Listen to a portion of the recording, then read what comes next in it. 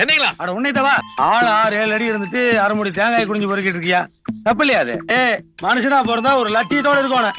அண்ணா குடிஞ்சு தேங்காய் பொறுக்கிறதுனால லட்சியம் இல்லைன்னு நினைச்சுக்காதீங்க. எனக்கு லட்சியம் இருக்குதுங்க. என்ன பின்னால தெரியுது இல்லைங்க அரமனை.